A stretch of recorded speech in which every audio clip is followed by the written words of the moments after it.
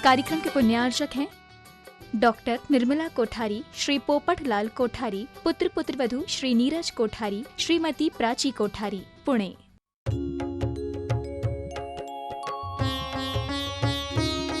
शंका समाधान।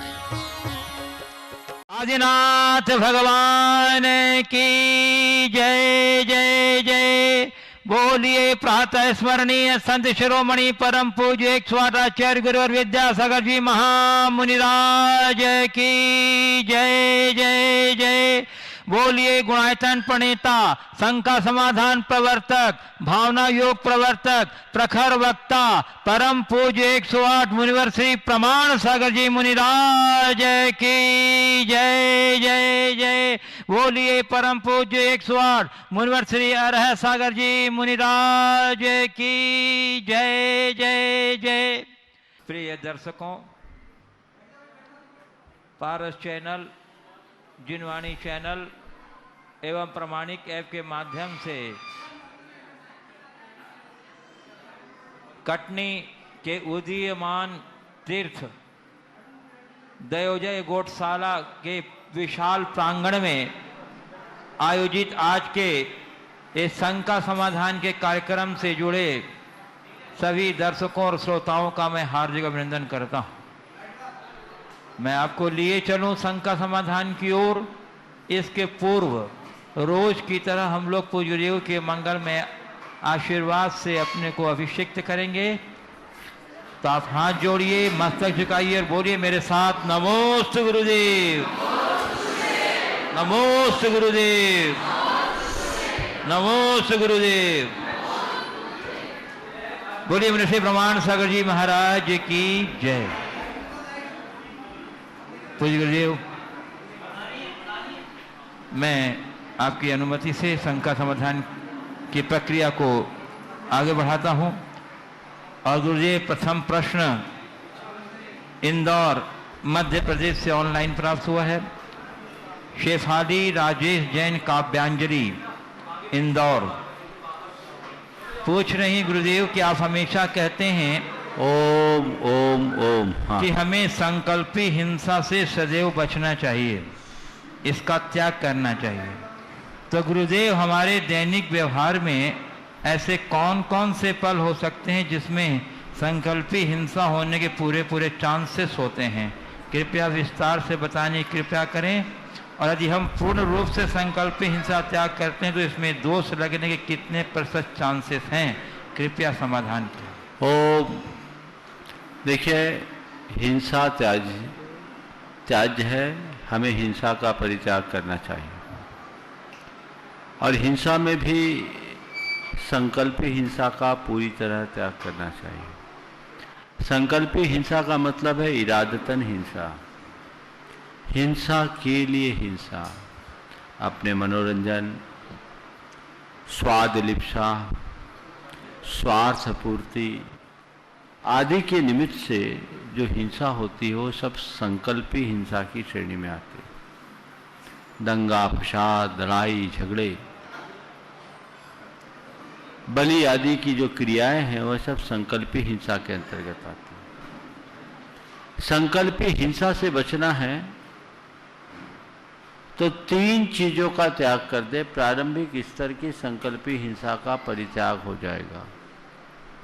मद्य, मांस और मधु का,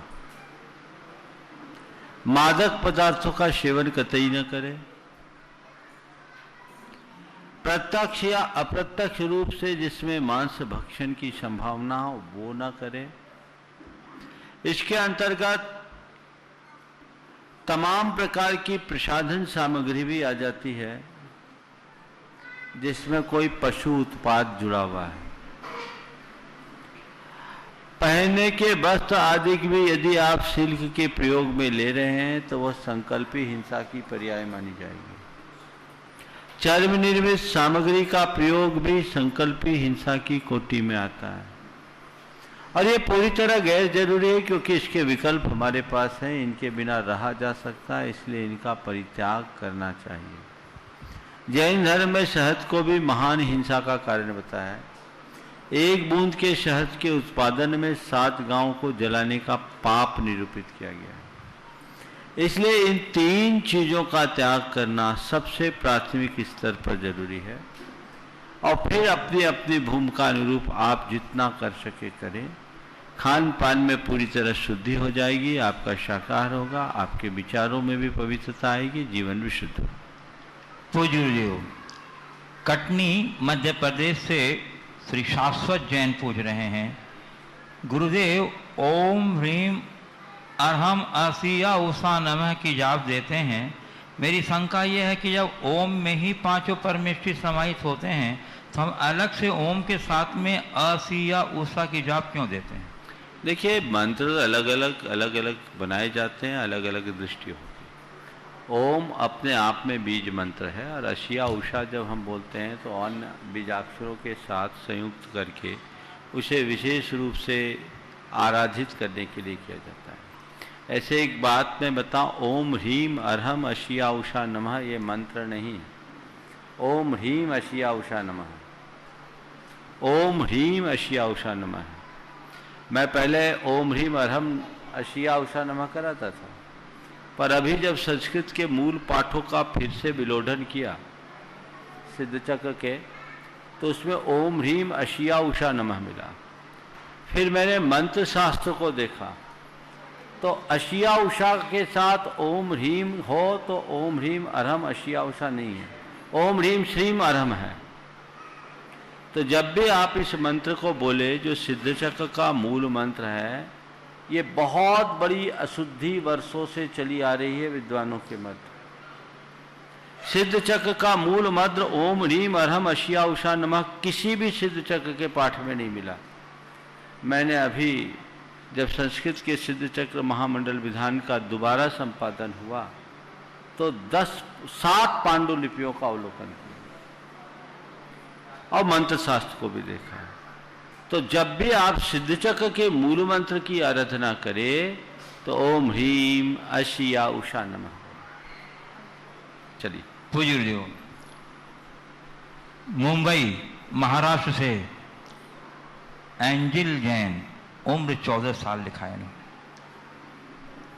शंका इनकी है गुरुदेव कि भक्तामर जी का काव्य है, उसे मौखिक रूप से पढ़ने में जितना पुण्य मिलता है, क्या उतना ही पुण्य उसके लिखित स्वरूप को पढ़ने पर भी मिलता है? देखिए, लिखित स्वरूप को आप पढ़ोगे तो आपकी एकाग्रता ज़्यादा बढ़ेगी। मौखिक रूप से पढ़ने में चित्त इधर उधर भाग जाता है। अभी जब मैं गुरुदेव से निमावर में मिला तो देखा गुरुदेव प्रतिक्रमण देख के करने लगे, जबकि गुरुदेव को प्रतिक्रमण कंठस्थ है। पहले जब हम लोग देखते थे तो जैसे हम लोग मौखिक करते थे, गुरुदेव भी करते थे। तो इस बार मैंने गुरुदेव से पूछा कि गुरुदेव प्रतिक्रमण आजकल देख के कर रहे हैं? बोले हाँ, देख के किया करो, उससे एकाग्रता ज़्यादा आती है, विशुद्धि बढ़ती है, और ये अनुभव भी हम लोग। इसलिए अब हम लोग अपने प्रतिक्रमण का पाठ, आप लोगों ने देखा होगा, पुस्तक खोल के करते हैं। यद्यपि रोज दोनों टाइम करना है, इतने वर्षों से करते आ रहे, कंठस्थ है, लेकिन जो चीज़ याद होती है उसको पढ़ने में वो मशीन की तरह चलने लगता है, और देख करके पढ़ने में एकाग्रता ज़्यादा आती है। तो मौखिक रूप से पढ़ने की जगह अगर आप देख करके पढ़ते हैं तो उसका प्रभाव विशेष हो सकता है। पूज्य गुरुदेव, जयपुर राजस्थान से शिवानी जैन पूछ रही हैं, गुरुदेव मेरी बुआ कोरोना पॉजिटिव आई है। अब वह जिस हॉस्पिटल में है वहाँ पर जो खाना आता है वह जमीकंद वगैरह का आता है, और बुआ का इन सब चीज़ों का जीवन त्याग है। इसकी वजह से आज 5 दिन से उनका खाना नहीं हो पा रहा है, क्योंकि वहाँ खाना ले जाना अलाउ नहीं है। ऐसे में अब क्या करना चाहिए? अस्पताल के प्रबंधन से बात करना चाहिए, और इसके लिए शासन से कहना चाहिए कि हमारे धार्मिक नियमों का पालन करते हुए हमें भोजन दिया जाए। ऐसी समस्या अनेक लोगों को हो सकती है।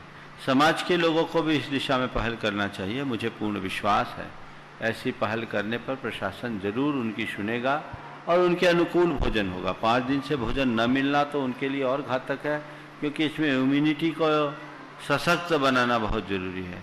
तो इम्यूनिटी पूरी तरह से प्रभावशाली बनी रहे, सशक्त बनी रहे, इसके लिए खान पान जरूरी है। शुद्ध खान पान करें और उनसे जो संभव है तदनुरूप व्यवहार करें।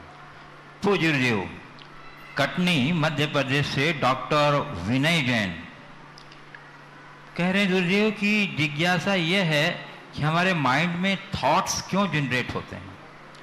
क्या कार्मिक पार्टिकल्स थॉट्स जनरेट करते हैं या थॉट्स कार्मिक पार्टिकल्स जनरेट करते हैं? थॉट्स का क्रिएशन कैसे? जब हमें बुरे विचारों को अपने अच्छे विचारों से न्यूट्रलाइज कर देते हैं तो क्या हमें ऐसा मानना चाहिए कि हमारे कर्मों की निर्जरा हो रही है? बहुत अच्छा सवाल है। ये कर्म सिद्धांत और मनोविज्ञान दोनों से जुड़ा हुआ संबंध। क्योंकि प्रश्नकर्ता एक चिकित्सक है, उन्होंने पूछा है कि हमारे अंदर के जो विचार है वो कैसे आते हैं। क्या विचार कर्म के परिणाम स्वरूप होते हैं या कर्मों से विचार होते हैं?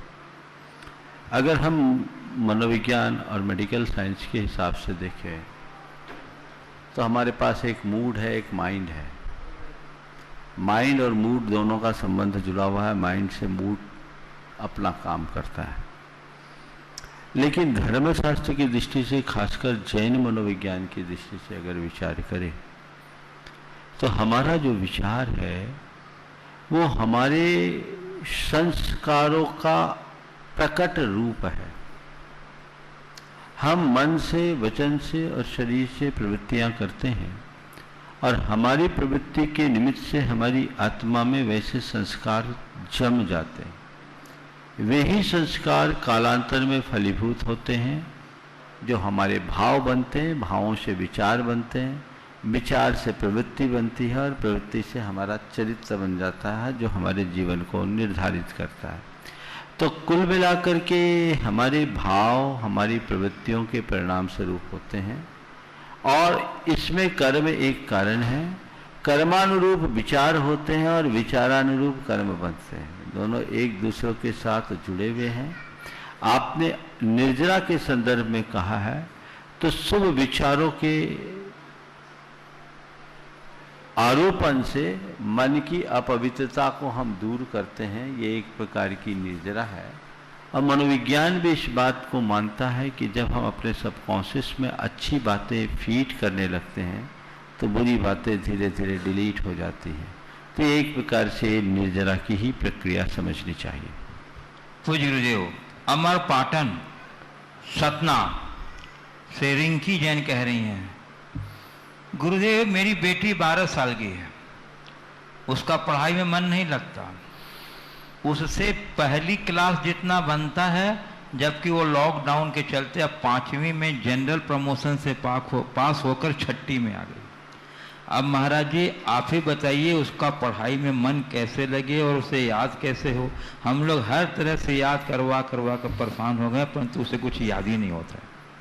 देखिए, मेरी राय में ऐसे बच्चों के लिए ज़्यादा परेशान नहीं करना चाहिए और उनसे परेशान नहीं होना चाहिए। हर व्यक्ति का अपना अपना क्षोभक्षम है। अगर उसका पढ़ाई में मन नहीं लगता है तो आप परेशान मत होइए। ये देखिए कि उसका किस कार्य में मन लगता है और जिस कार्य में मन लगता है उसमें आगे बढ़ाने की कोशिश कीजिए। सावधानी केवल इतनी रखिए कि उसकी आदतें ठीक बनी रहे, संगति ठीक बनी रहे। धीरे धीरे धीरे धीरे आएगा। किसी किसी व्यक्ति का आईक्यू लेवल बहुत वीक होता है, उनके लिए आप प्रेशर देंगे तो वो उनके ऊपर मानसिक दबाव का कारण बनेगा और आप खुद भी परेशान होंगे। तो अगर बच्चा आम बच्चों से कमजोर है तो आप धीरे धीरे धीरे धीरे उनको ट्रीट कीजिए। धीरे धीरे बढ़ेंगे। आप देखेंगे कि मंद बुद्धि बच्चे भी अगर ठीक तरीके से उनको ट्रीट किया जाए तो बहुत सारी चीज़ें सीख लेते हैं और 14-15 साल की उम्र के पार करने के बाद उनमें काफ़ी कुछ चीज़ें आ जाती हैं।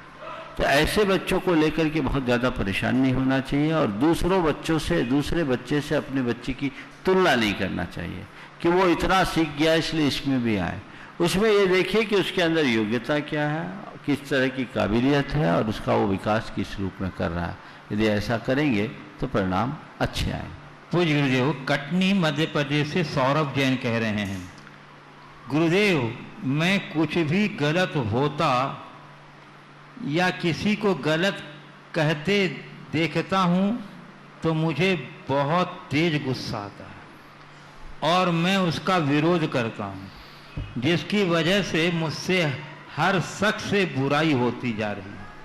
मेरे सभी साथी मुझसे दूर जाने लग गए हैं। गुरुदेव, गलत होता देख क्या चुप रहना श्रेष्ठ है या प्रतिकार करना? देखिए, गलत होता देखते हैं तो प्रतिवाद करते हैं, या मेरे प्रति कोई गलत करता है तो प्रतिवाद करते हैं, गुस्सा आता है। पहले तो ये देखो कि तुम सबके प्रति सही ही करते हो क्या।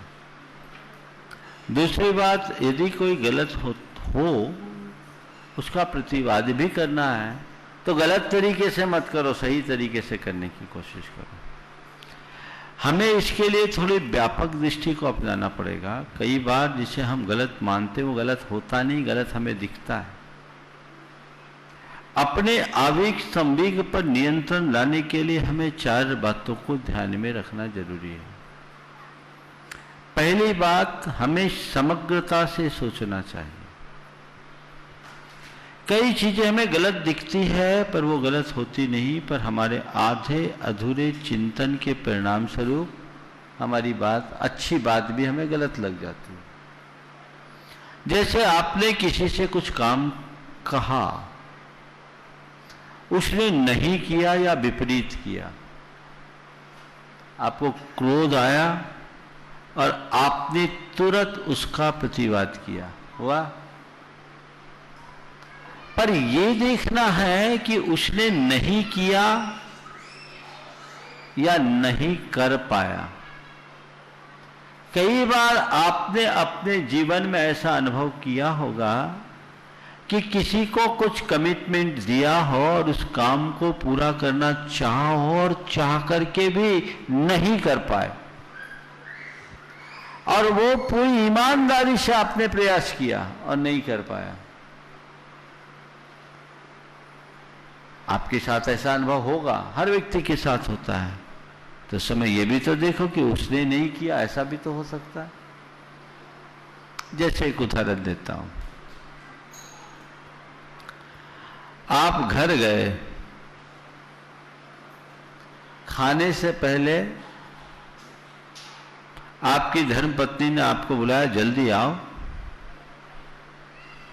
आज डोसा बनाए। आप पहुंच गए डोसा खाने, और जैसे खाने के लिए बैठे थाली में रोटी आई। आप क्या करोगे? क्या करोगे? थाली उठाकर फेंक दोगे? गुस्सा आएगा? ये क्या तरीका है? कौन सा मजाक बना रखा? मैंने कहा था क्या? खुद ने कहा, फोन करके बुलाया, और ये तमाशा, ये मजाक, पता नहीं क्या क्या बोलोगे, तो आप ही लोग जानो। लेकिन धर्मपत्नी हाथ जोड़ रही है कि मैंने आज तक आपके साथ कभी मजाक नहीं किया, आप ऐसा कैसे सोच रहे हैं? मुझे खुद इस बात का बेहद दुख और खेद है कि आपके लिए इतनी रुचि से सब कुछ तैयारी की और डोसा दे नहीं पाया। आंखों में आंसू है। बोले क्या बताओ, मुझसे बड़ी गलती हो गई।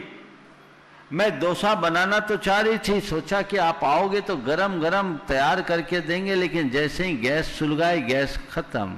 देखो, घोल मैंने तैयार कर लिया, मसाला तैयार है। ये तो गनीमत है कि सवेरे की 4 रोटियां पड़ी थी, सो मिल गई, नहीं तो ये भी नहीं मिलती। अब बोलिए आप, अब गुस्सा आएगा? पत्नी ने गलत किया,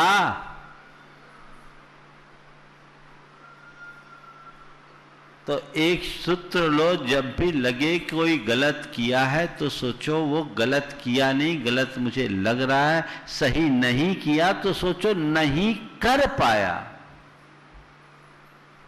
समग्रता का चिंतन होना चाहिए। एकांगी चिंतन, आधे अधूरे चिंतन से मनुष्य के मन में क्रोध, झुंझलाहट, गुस्सा या आवेग आता ही है। दूसरी बात, सकारात्मक सोचो, पॉजिटिव सोचो। किसी भी व्यक्ति के विषय में जो गलत दिख रहा है उसमें भी आपको कुछ अच्छा दिख सकता है। देखने की दृष्टि होनी चाहिए। अगर आप पॉजिटिव सोचोगे ना तो आपके साथ कोई गलत भी करेगा तो गुस्सा नहीं आएगा। पत्नी ने भोजन परोसा, सब्जी में मिर्ची ज्यादा थी, उसकी झाल से आंखों से आंसू आने लगे।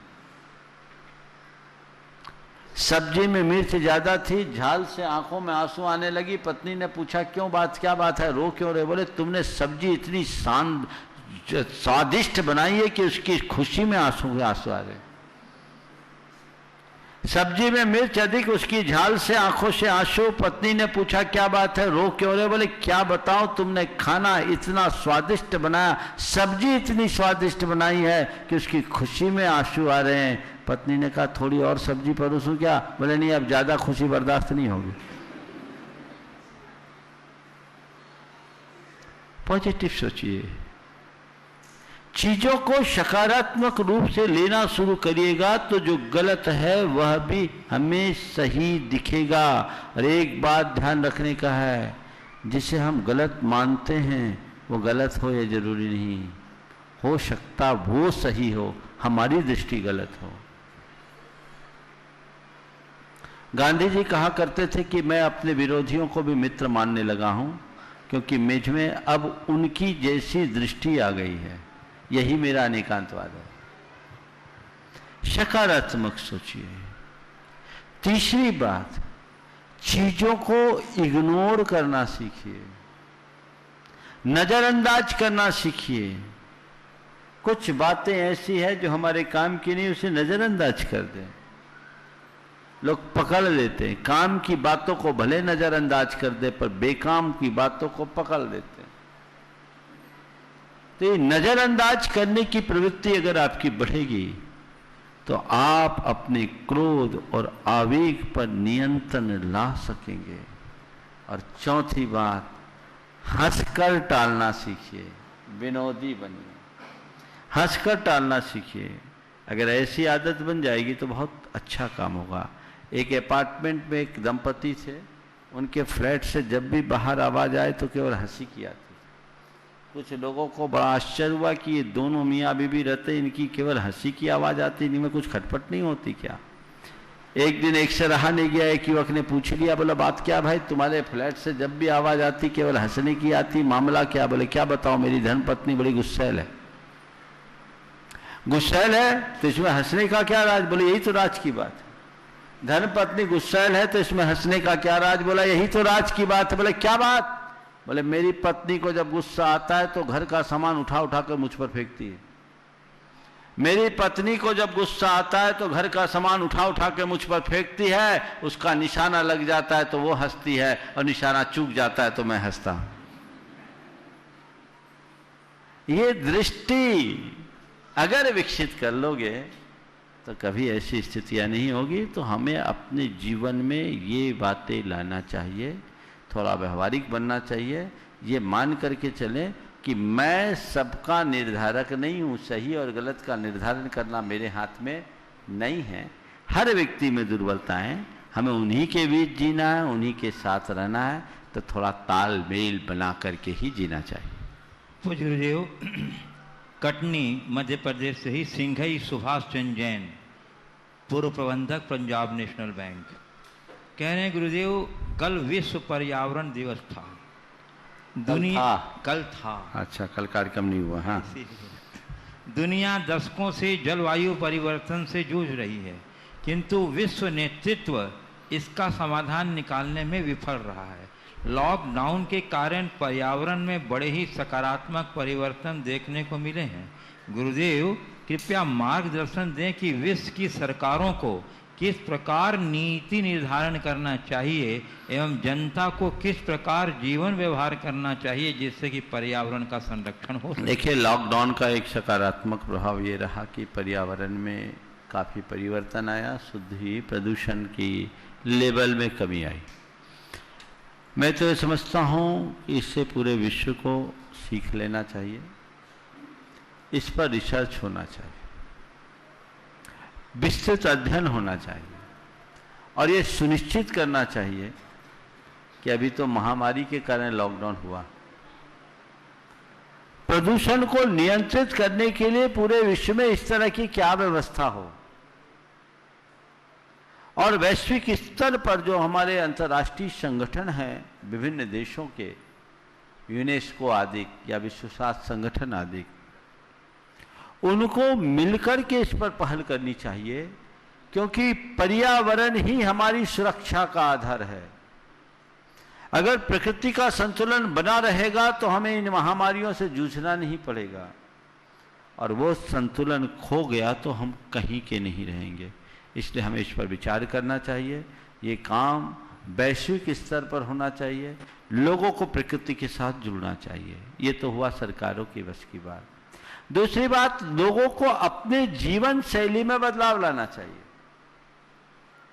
मैंने एक दिन कहा था सागर में कि लोगों को पुराने भारत की ओर लौट जाना चाहिए, खान पान आचार विचार सब बंद हो जाना चाहिए। भी इतने दिनों ने आपने अपने जीवन में बहुत सात्विकता रखी, पर हमने सुना है धीरे धीरे अनलॉक शुरू हुआ तो चाट पकौड़े चालू हो गए, धीरे धीरे और चीजें भी चालू हो जाएगी, वही पुराने ढर्रे में आप आ जाएंगे, तो वो आपके जीवन को कमजोर करेगा।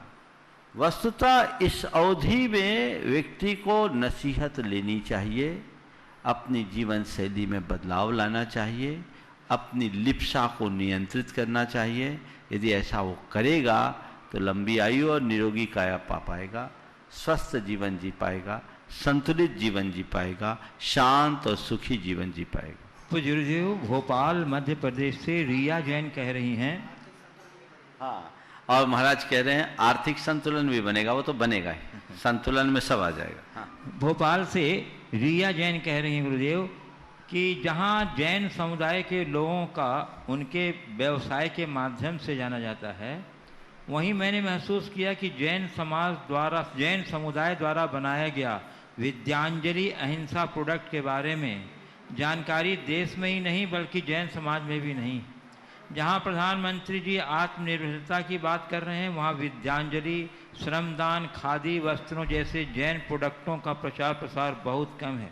महाराज श्री, हम अपने जैन प्रोडक्ट को लोकप्रिय किस प्रकार बनाएं जिससे कम से कम प्रत्येक जैन परिवार तक तो पहुँच सके?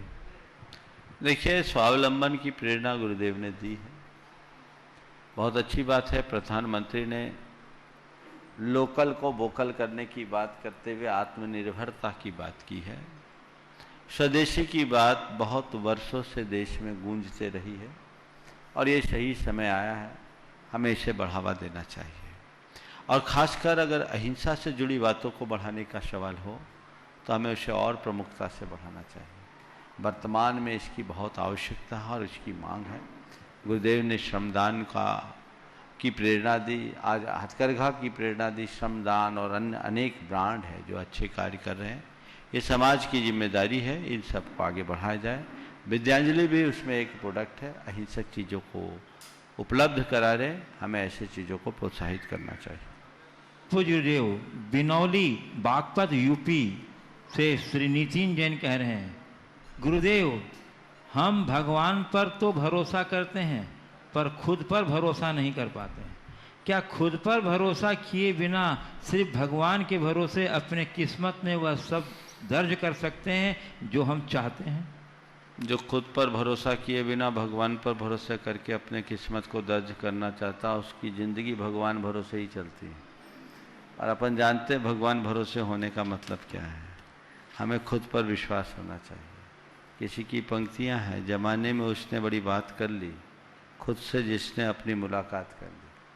हम अपने आप पर विश्वास करें, अपने आप के साथ विश्वास करने के बाद ही भगवान पर विश्वास होगा। वस्तुतः जिस भगवान को हम बाहर खोजते हैं वो भगवान तो हमारे भीतर है। यदि हमारा अपने आप पर विश्वास नहीं तो भगवान पर विश्वास किस काम का? भगवान कहते तू भीतर से भगवान है, भटका हुआ है, जाग जा। अपने भीतर को भगवान को पहचान और उसे प्रगटा ले तो तेरा जीवन धन्य हो जाएगा। वो विश्वास हमारे अंदर होना चाहिए, खुद का विश्वास होना चाहिए। और आत्मविश्वास ही मनुष्य को आगे बढ़ाता है। चाहे वो कॉन्फिडेंस के रूप में हो, चाहे आत्मा के अस्तित्व के सत्ता का विश्वास। जब तक ये विश्वास नहीं होगा हम अपने जीवन का विकास नहीं कर सकेंगे। पूज्य गुरुदेव, कटनी मध्य प्रदेश से मयूरी अंकित जैन धनेन्द्र परिवार कह रहे हैं, महाराज श्री, एक गर्भवती स्त्री के लिए इस कोरोना संकट काल में तथा अन्य पारिवारिक मानसिक अशांति में ऐसे क्या क्या कार्य करने चाहिए जिससे वह अपने पारिवारिक दायित्व के साथ साथ अपने बच्चे को भी अच्छे संस्कार दे सके। ऐसे में परिवार, पति एवं स्वयं माँ की क्या भूमिका होनी चाहिए? देखिए, सबसे पहले तो मैं ये कहूँ कि इस कोरोना के संकट काल में जो भी महिलाएं गर्भवती है वो घबराए नहीं। मैंने देखा है लोगों में बड़ा घबराहट है। बीच के दिनों में जिन बच्चों का जन्म हुआ उसको लेकर के भी उनमें बहुत घबराहट रही। पर मैं ये कहता हूँ कि जो प्रतिकूल परिस्थितियों में जन्म लेता है वो विलक्षण होता है। ऐसे समय में जन्म लेने वाले बच्चे, मैं समझता हूँ भावी जीवन उनका बहुत अच्छा होगा। इस बात को लेकर बिल्कुल घबराना नहीं चाहिए। हाँ, जो शासन द्वारा गाइडलाइन बताई गई है उसका पालन जरूर करना चाहिए। गर्भवती स्त्रियों की इम्यूनिटी थोड़ी वीक होती है, इसलिए उनको सब प्रकार की एहतियात का पालन करना चाहिए। सोशल डिस्टेंसिंग से लेकर अन्य प्रकार की जितनी भी दूरी है उससे बचाना चाहिए, बनाना चाहिए। घर में ही रहना चाहिए, बाहर नहीं निकलना चाहिए। क्योंकि ये संक्रामक रोग है, इस समय हमें इसका पूरा ध्यान रखना चाहिए। मन में किसी भी प्रकार का डर, भय, चिंता या संताप बिल्कुल नहीं रखना चाहिए। ये सोचना चाहिए कि सब ठीक हो जाएगा। मेरे पेट में जो जीव आया है वो बड़ा भाग्यशाली है, यशस्वी होगा, चिरंजीवी होगा, पराक्रमी होगा, पुरुषार्थी होगा। हर पल उस बच्चे के उस स्वरूप को देखना चाहिए जिस रूप में आप अपनी भावी संतान को देखना चाहते हैं। भावना योग भी इसमें बहुत मददगार है। आप वो महसूस कीजिए, अपने बच्चे को खिलता हुआ देखे, खिलखिलाता हुआ देखे, चलता हुआ देखे और अपने कल्पना में उस बच्चे के पूर्ण प्रताप और पराक्रमी रूप को देखे। इससे आपके पेट में पलने वाले बच्चे पर बड़ा सकारात्मक प्रभाव होगा। मन को विशुद्धि और पवित्रता से भर के रखें, किसी भी प्रकार का संक्लेश उत्पन्न न होने दें। अब रहा सवाल घर की जिम्मेदारियों का। शरीर की अनुकूलता के अनुरूप अपनी जिम्मेदारियां निभाएं। आजकल का चलन बदल गया है। हमने तो पहले अनेक ऐसी माताओं से सुना है कि घंटा भर पहले चक्की चलाई है और बाद में डिलीवरी हुई। 2-4 माताएं यहाँ भी उपस्थित हो गई। वो पूरा श्रम करते, मेहनत करते थे, उसी में उनकी एक्सरसाइज हो जाती थी। अब चूंकि सारी चीजें हमारी प्राकृतिक या नैसर्गिक व्यवस्थाओं के विरुद्ध है, विवाह बहुत लेट होता है और विवाह लेट होने के बाद भी लोग बच्चों की योजना बहुत देर से बनाते हैं, तो उसके कारण बहुत सारी समस्याएं जन्म लेती है और इस वजह से उन्हें डॉक्टरों के चक्कर भी लगाना पड़ता है।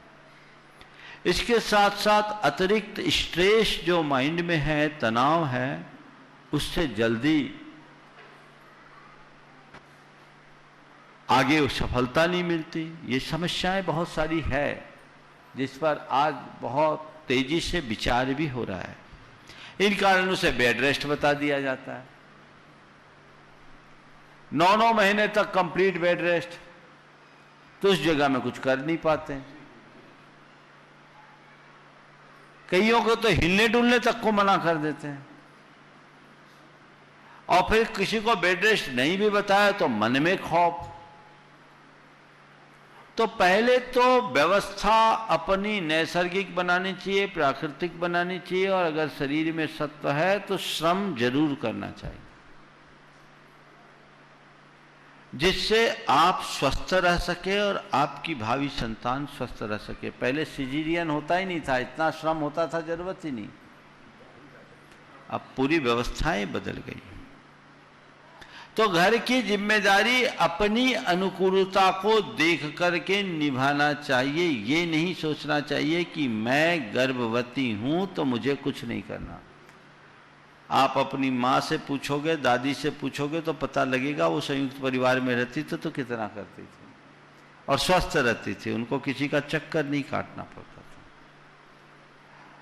दूसरा सवाल परिवार का, तो परिवार को उन्हें सब प्रकार की अनुकूलता प्रदान करनी चाहिए, उनकी मन की प्रसन्नता को बना के रखना चाहिए, उनमें किसी भी प्रकार का तनाव या अवसाद ना आए इसका ध्यान रखना चाहिए, उनके ऊपर कार्य का अतिरिक्त बोझ नहीं पड़ने देना चाहिए, मानसिक दबाव मन में नहीं आने देना चाहिए, और अगर सामने वाले का मन किसी वजह से टूट रहा है तो उसे वापस उत्साहित करने का प्रयास करना चाहिए। अब रहा पति का, तो पति को अपनी गर्भवती धर्मपत्नी से बड़े प्रेमपूर्ण और संवेदनशील व्यवहार करना चाहिए, उसकी सारी पीड़ा को हरने का भाव रखना चाहिए, उसका पूरा भावनात्मक ध्यान रखना चाहिए। यदि ऐसी बातें ध्यान में रखे और इसके साथ साथ जब तक वो गर्भवती है शील का पालन करना चाहिए, उसमें सहयोग देना चाहिए, संयम का अनुपालन करना चाहिए। यदि ऐसा करें तो मैं मानता हूं वो दंपति एक सुसंतान को जन्म देने का सौभाग्य पाएंगे। इसके साथ साथ आजकल गर्भ संस्कार की प्रक्रिया प्रारंभ हो गई है, गर्भ संस्कार भी कराना चाहिए। पूज्य गुरुदेव, कटनी से मयूख जैन, पाटन परिवार, कह रहे हैं मुनिवर मेरा प्रश्न आपके प्रवचन से है। आपके प्रवचन सुनने में ऐसा लगता है जैसे अमृत की वर्षा हो रही और सारे स्तोत्र मंत्र, सारे श्रोता मंत्र मुग्ध होकर उस अमृत वर्षा में भीग रहे हैं। वाणी में जैसी सरस्वती विराजमान है, संस्कृत प्राकृतिक भाषा पर नियंत्रण, शब्दों का संयोजन में जैसी महारत हासिल है, क्या आप विद्यार्थी जीवन में भी संस्कृत और इतनी उत्कर्ष भाषा शैली के विद्यार्थी थे या स्वाध्याय के बाद इस स्तर तक आप पहुंच सके हैं? गुरुदेव कृपया समाधान करें। मैं तो आज भी विद्यार्थी हूं और जीवन के आखिरी क्षण तक विद्यार्थी बना रहा हूं, और व्यक्ति को हमेशा विद्यार्थी बने रहना चाहिए, सीखने का भाव हमेशा बनाना चाहिए। जिसके अंदर जितनी अधिक जिज्ञासु वृत्ति होती है वो बौद्धिक स्तर पर उतना अधिक विकसित होता है। पता नहीं आपको मेरी भाषा और शैली क्यों प्रभावित कर रही है, मुझे नहीं मालूम कि मैं जब विद्यार्थी जीवन में था तो आज जैसा बोलता था कि नहीं, पर मुझे इतना पता है कि मैं कभी झेपा नहीं, कभी झिझका नहीं। मैं शुरू से हर तरह के कार्यक्रमों में भागीदारी रखता था, डिबेट में भी बैठा करता था, और मेरे कुछ शिक्षक थे जो मुझे बहुत प्रोत्साहित किया करते थे, और वे कहा करते थे कि कभी भी बोलना शुरू करो तो संकोच मत करो, डरो मत, ये मत देखा करो। वो तो अपने शब्दों में बोलते थे कि ये मत देखा करो कि हमारे हेडमास्टर हैं या हमारे प्रिंसिपल है या हमारे टीचर या क्लास टीचर है, ये सोचा करो यहाँ जो बैठे सब गधे हैं, मैं इसका ज्ञाता हूं क्योंकि मैं पढ़ कर आया हूं। कॉन्फिडेंस, और ये कॉन्फिडेंस मेरे अंदर शुरू से रहा है, और मैं जो भी बोलता हूं आत्मविश्वास से भरकर बोलता हूं, और अब तो प्रायः बिना पूर्व तैयारी के बोलता हूं। पहले से कोई योजना नहीं होती, बस करुणा भाव से बोलना शुरू करता हूं। आप लोगों का पुण्य मुझसे बुलवा लेता है, आपको अच्छा लगता है, ये आपके लिए अच्छी बात है। पूज्य गुरुदेव, आगरा उत्तर प्रदेश से श्रीमती शकुंतला सिन्हा कह रही हैं, गुरुवर आज के एक समाचार पत्र में पढ़ने को मिला कि एक दंपत्ति ने शादी के 22 साल बाद तलाक लेने एवं संपत्ति में अधिक हिस्सा लेने के लिए मुकदमा लड़े, जिसमें 6 करोड़ तो फीस में खर्च हो गए, घर बिक गया, 1.5 करोड़ के कर्जे भी चढ़ गए और अंत में दोनों के हाथ मात्र 5-5 लाख रुपए हाथ आए। गुरुदेव, आज जब तलाक संबंधी विवाद आम होता जा रहा है, तब क्या सामाजिक न्यायालय का गठन कर ऐसे विवादों का मामूली खर्च से निपटारा हो सके, इस दिशा में समाज एवं सरकार को कोई कदम उठाना नहीं चाहिए? देखिए, बहुत ही विचित्र बात आपने प्रस्तुत की है। क्या हुआ? 6 करोड़ कोर्ट में खर्च हुआ, 6 करोड़ फीस में खर्च हो गए वकील के, और 1.5 करोड़ का और मकान 1.5 करोड़ तो कर्ज में चढ़ गए और घर का मकान भी बिक गया, और लास्ट में जो बचा उसमें दोनों को 5-5 लाख हाथ आए। ये घाटे का सौदा। अरे आज के पढ़े लिखे लोगों की बुद्धिमानी का प्रमाण है। क्या अच्छा होता दोनों ने समझदारी करके आपस में सुलह कर लिया होता, तो ये स्थितियां नहीं होती। पर ये बड़ी चिंता का विषय है कि आज लोग थोड़ी थोड़ी बातों में तलाक जैसी स्थिति में आ जाते हैं, जबकि हमारे यहाँ तलाक हमारी संस्कृति का कलंक माना जाता है। आपने विवाह के 22 वर्ष की बात कही, शादी के 50 वर्ष बाद के भी तलाक के केस आए। बड़ी विचित्रता है, लोगों की समझ खत्म हो रही है। आपस में समझ विकसित करनी चाहिए, म्यूचुअल अंडरस्टैंडिंग ठीक होनी चाहिए, और ये सुनिश्चित करना चाहिए कि इस तरह की नौबत कहीं से आए ही नहीं। दूसरी बात, सामाजिक न्यायालयों की बात, ये व्यवस्था सरकार ने कर रखी है।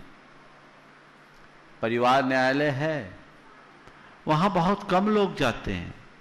बहुत सारे लोग हैं जो उसमें अपने मामले को सलटाते भी हैं। उससे जुड़े हुए जो जजेज हैं उनसे मेरी बात होती, उनका कहना है बहुत सारे केस सलट जाते हैं, और ये भी बहुत छोटे छोटे मुद्दों पर होने लगे हैं। लोगों का स्वभाव बड़ा अहंकारी हो गया है, सब इगोइस्ट होते जा रहे हैं। बौद्धिक रूप से सब विकसित हो रहे हैं, भावनात्मक रूप से सब में पतन है। जब तक लोगों का भावनात्मक विकास नहीं होगा, तब तक इस तरह की घटनाएं बढ़ेगी। इसलिए आज सबसे ज्यादा जरूरत है बौद्धिक विकास के साथ साथ मनुष्य का भावनात्मक विकास कराने की, जिससे उसका नैतिक, चारित्रिक और आध्यात्मिक विकास हो सके, तब परिपूर्ण व्यक्तित्व का निर्माण होगा। लेकिन आज वैसी शिक्षा नहीं है, वैसा वातावरण नहीं है। जब तक हम उस व्यवस्था को पुनर्स्थापित नहीं करते, तब तक इस तरह की समस्याओं का कोई ठोस समाधान नहीं दिखता। पूज्य गुरुदेव, कटनी से ही श्रीमती सुरभि सतीश जैन, पाटन परिवार, कह रही हैं, गुरुदेव मेरा प्रश्न है कि हम लोगों के द्वारा किए गए अच्छे और बुरे कर्म का मूल्यांकन कहाँ होता है, जबकि जैन धर्म में ईश्वर और परमात्मा जैसी कोई चीज नहीं है, स्वयं का बोध ही परमात्मा है। फिर अगर हम बुरे करेंगे तो बुरा जरूर होगा, या कौन तय करता है, हमारे ग्रह नक्षत्र या स्वयं हम? बहुत अच्छा। हमारे अच्छे बुरे कर्मों का निर्धारण कौन करता है? अगर ईश्वर नहीं करता है तो कौन करता है? जैन धर्म कहता है कि तुम अपने ईश्वर खुद हो, तुम्हारे लिए किसी दूसरे ईश्वर की जरूरत नहीं, और किसी दूसरे ईश्वर का तुम पर नियंत्रण भी नहीं। हम जो भी कार्य करते हैं, अच्छे या बुरे, जैसी प्रवृत्ति करते हैं, वैसी प्रवृत्ति की छाप हमारी आत्मा में पड़ जाती है, संस्कार के रूप में वो अंकित हो जाते हैं, और वे ही कालांतर में पककर हमारे अच्छे बुरे व्यक्तित्व का आधार बनते हैं, कर्म के फल के रूप में। मनुष्य जैसी प्रवृत्ति करता है, वैसे संस्कार आत्मा में जुड़ते हैं, और जैसे संस्कार होते हैं वे ही कालांतर में पुण्य पाप के रूप में फलते हैं। इसके लिए अलग से किसी ईश्वर या इस जैसे किसी सत्ता की आवश्यकता नहीं। ये स्वसंचालित व्यवस्था है। ईश्वरवादियों ने भी कई स्थानों पर यह बात लिखी है। जब वो कर्मवाद पर विश्वास करते तो कहते कर्मणाएव जायते जंतु कर्मणेव म्रियते सुखम दुखम भयम क्रोधम कर्मणेव जायते। ये भागवत की बात मैं कह रहा हूं। कर्म से ही जीव जन्मता है, कर्म से ही मरता है। सुख दुख भय क्रोध जो भी है सब कर्म से ही होता है।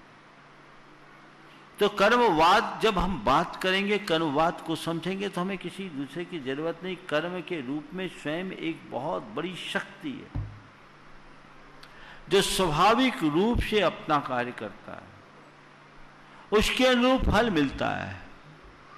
हाँ, पर इस कर्म की सत्ता का भी विनाश किया जा सकता है यदि मनुष्य धर्म से जुड़ जाए, अपनी चेतना को जान ले, उसे नष्ट करता है।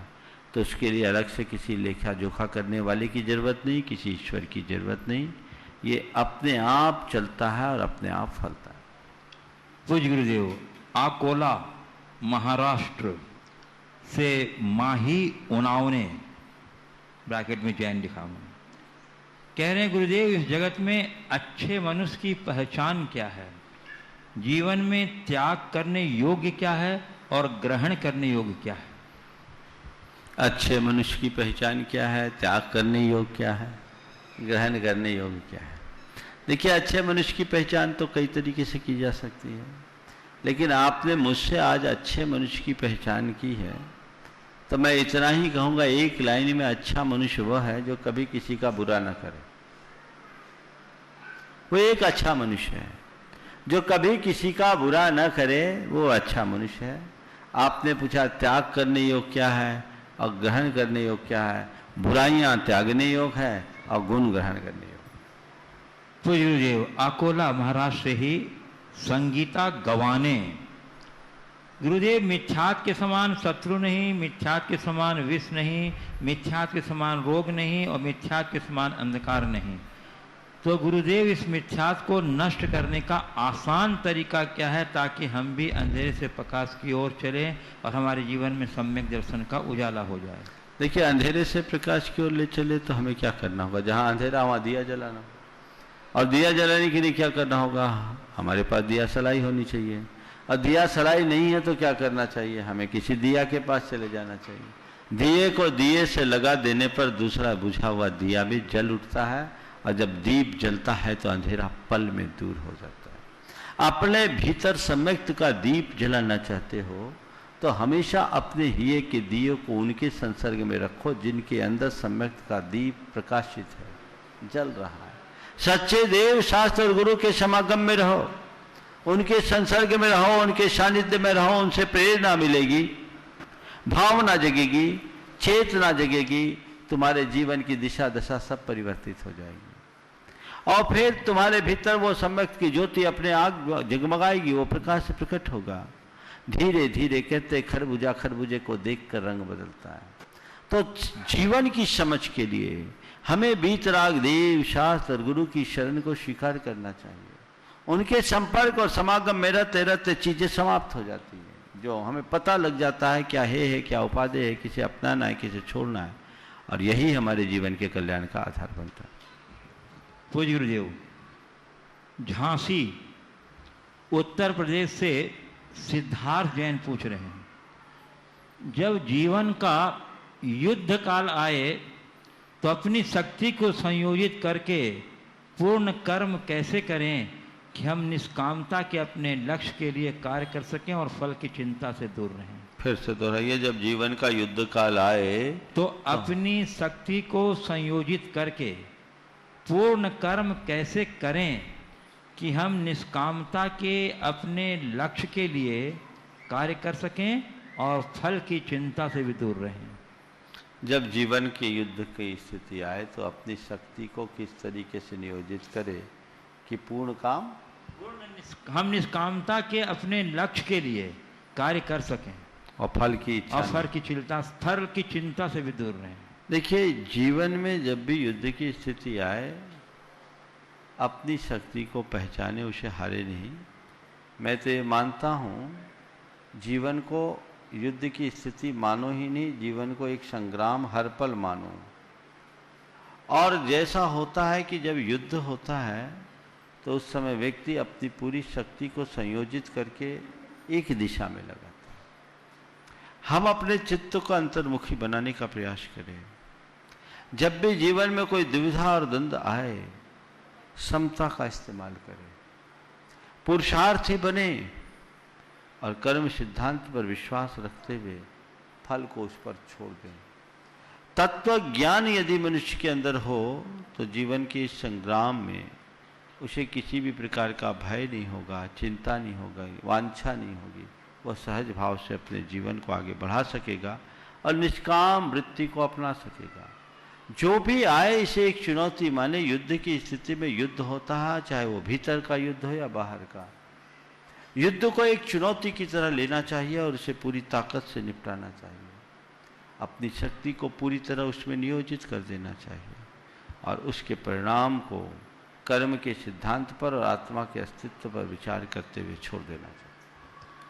पूज्य गुरुदेव, नागपुर महाराष्ट्र से श्री अनिल डांगोर कह रहे हैं गुरुदेव कि आयु कर्म बांधने के पहले मात्र एक बार सम्यक दर्शन प्राप्त करने से देवगति प्राप्त हो सकती है क्या, या फिर आयु कर्म बांधते समय अपने भावनानुसार गति प्राप्त होती है? और क्या वर्तमान पंचम काल में सम्यक दर्शन अनेक बार प्राप्त हो सकता है क्या? अंतिम समय तक सम्यक बना रहने के लिए कैसा जीवन अपनाना चाहिए? देखिए, आयु बंध से पूर्व यदि सम्यक दर्शन है और उसके बाद आयु बंधी और सम्यक दर्शन बना हुआ है, आयु गर्भ से पूर्व अगर सम्यक दर्शन रहा और देवायु बाद में बांधी है तो कोई दिक्कत नहीं। लेकिन आयु बंध से पूर्व सम्यक दर्शन था और आयु बंध के बाद सम्यक दर्शन न रहा हो या आयु बंध के समय सम्यक दर्शन न हो तो कोई जरूरी नहीं कि वह जीव सदगति का पात्र हो। आयु बंध के समय कैसे परिणाम है? सम्यक दर्शन से पूर्व आयु बांध सकता है, पर सम्यक दर्शन के पहले अगर आयु का बंध नहीं हुआ है, बाद में सम्यक दर्शन हुआ है और फिर आयु बांध रहा है तो कोई जरूरी नहीं कि उसकी सदगति बनी रहे, क्योंकि आयु बंध के समय सम्यक दर्शन टिका रहे ये कोई जरूरी नहीं, वो उसके परिणामों पर निर्भर करता है। कई बार ऐसा होता है कि एक जीव को एक जीवन में अनेक बार सम्यक दर्शन भी होता है और छूट भी जाता है, और आज भी ऐसा हो सकता है। जैन शास्त्रों के अनुसार जो सूक्ष्म सम्यक दर्शन है एक जीवन में अनेक बार हो सकता है और छूट सकता है। पल पल में भाव उतरते और चढ़ते हैं। तो आयु बंध के समय अगर हमारे भावों में स्थिरता नहीं रही, सम्यक दर्शन छूट गया, मिथ्या दर्शन है, तो हम दुर्गति के पात्र बनेंगे। देखिए, आपको एक उदाहरण बताते हैं। कुछ जीव ऐसे हैं जो दूसरे और तीसरे नरक जाने वाले होते हैं और तीर्थंकर प्रकृति का बंध करने वाले होते हैं, सम्यक दृष्टि है। उन्हें आने वाले जीवन में तीर्थंकर बनना है पर नरक जा रहे हैं। क्यों? उनका आयु बंध पहले हो चुका और नरक जाने के पहले उनका सम्यक दर्शन नियमतः छूटेगा। सम्यक दर्शन छूटेगा, वो मिथ्या दर्शन के साथ जाएंगे। तो परिणाम हमारे बनते बदलते रहते हैं, कब कैसे हो जाए कहा नहीं जा सकता। इसलिए ये मत सोचिए कि एक बार जैसे भाव हो जाए वही टिके रहेंगे। हमें अपने भावों के प्रति बहुत गंभीर होना चाहिए और उसे सतत स्थिर बनाए रखने का प्रयास करना चाहिए। पूज्य गुरुदेव, कटनी से निकिता जैन सुभाष ट्रांसपोर्ट कह रही हैं गुरुदेव कि सम्मेत शिखर जी से 20 तीर्थंकर मोक्ष पधारे हैं, परंतु वहाँ 24 तीर्थंकरों के चरण और टोक क्यों बनी हुई है? एवं हमें कैसे पता चलता है कि जिस टोक में जिस तीर्थंकर के चरण है वह तीर्थंकर वही स्थान से मोक्ष पधारे? देखिए, 20 तीर्थंकरों को मोक्ष हुआ, इसमें तो कोई संशय नहीं। ये जो चरण बने हैं लगभग 200-225 वर्ष पूर्व बने। पहले टोंक थे। टोंक का मतलब होता है पर्वत की चोटियाँ। ऐसी एक किंवदंती है कि एक यति जी थे, भट्टारक जी थे, उनने ऊपर चढ़कर पारसनाथ भगवान के टोंक से तीर्थंकरों के नाम की पर्चियाँ हवा में उड़ाई मंत्र पढ़कर, और जो पर्ची जहाँ गिर गई वहाँ उन भगवान की टोंक बना थी। अब इसमें कितनी सच्चाई ये नहीं कहा जा सकता, पर ये किंवदंती है। किंवदंती तो किंवदंती होती है। पर ये टोंक जो भी बने हैं इसी आधार पर बने हैं। जिस रूप में आज टोंक है उस रूप में उनके निर्वाण काल में नहीं होगा, क्योंकि अजितनाथ भगवान की 450 धनुष की अवगाहना थी। अजितनाथ की टोंक की हाइट ही 450 धनुष होती है। तो ये चीज़ें अलग अलग है, पर ये मान करके चलना चाहिए कि लगभग वही स्थान है जो सदियों से पूजा जाता रहा है।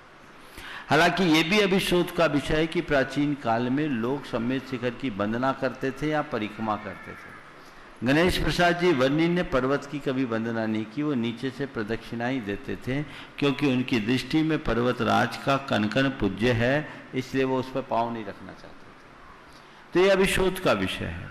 जहाँ तक 24 तीर्थंकरों के चरण को स्थापित कर दिया, बोले इसलिए कि अब 20 के किए तो 4 के लिए और कहीं जाने की जरूरत नहीं, उनको भी पूज लो। और कोई जरूरी नहीं सम्मेद शिखर में 24 तीर्थंकरों को चरण है, आप कटनी में भी 24 तीर्थंकरों के चरण स्थापित कर सकते हैं, उसमें हानि थोड़ी है। स्थापना निक्षेप की दृष्टि से वो कर दिया गया। पूज्य गुरुदेव, गढ़ा कोटा से प्रवीण सिंह ही पूछ रहे हैं, मंदिर जी में वेदी की परिक्रमा या प्रदक्षिणा करने का क्या महत्व है, और हमारे दर्शन के अनुसार प्रमुख परिक्रमाएं कौन कौन सी हैं और कब कब की जाती हैं? देखिए, परिक्रमा क्या है? चारों तरफ घूमना, इसको परिक्रमा बोलते हैं। ये श्रद्धा, भक्ति और समर्पण का प्रतीक है। हम भगवान की 3 प्रदक्षिणा देते हैं, वो इस बात का प्रतीक है कि हम मन वचन काया से आपके प्रति समर्पित हैं। मुनियों की भी 3 प्रदक्षिणा दी जाती है, हम मन वचन काया से आपकी प्रति समर्पित है, वो उसका द्योतक है। जहाँ पंचकलानक होते, गजरथ होते, वहाँ 7 फेरी दी जाती है। 7 पूर्ण समर्पण का द्योतक होता है। हमने सुना है जब तीर्थंकरों के कल्याणक होते हैं, इंद्र को पता लगता है तो 7 कदम चल करके प्रणाम करता है। सप्तपदी का अपने यहाँ बड़ा महत्व है। तो इस 7 पूर्ण समर्पण का प्रतीक है। आप लोगों के यहाँ भी 7 फेरे होते हैं, तो 7 फेरे क्यों? ये 7 फेरे भी उसी का द्योतक है कि अब हम दोनों मिलकर एक हो गए। तो ये भक्ति और प्रेम का प्रतीक होता है, इसलिए हमें प्रदक्षिणा देना चाहिए। और वो एक हमारे यहाँ विधान है, भगवान की प्रदक्षिणा दें, गुरुओं की प्रदक्षिणा दें, तीर्थ क्षेत्रों की प्रदक्षिणा दें, ये धार्मिक क्षेत्र में मान्य है। इस प्रकार आज के सत्र को परम पूज्य गुरुदेव के चरणों में नमन अर्पित करते हुए यही पर विराम। बोलिए परम पूज्य आचार्य गुरुवर श्री विद्यासागर जी महाराज की। बोलिए परम पूज्य 108 मुनिवर श्री प्रमाण सागर जी मुनिराज की। परम पूज्य 108 मुनिवर श्री अरहत सागर जी मुनिराज की। नमोस्तु गुरुदेव, नमोस्तु गुरुदेव। इस कार्यक्रम के पुण्यार्चक थे डॉक्टर निर्मला कोठारी, श्री पोपट लाल कोठारी, पुत्र पुत्रवधू श्री नीरज कोठारी, श्रीमती प्राची कोठारी, पुणे।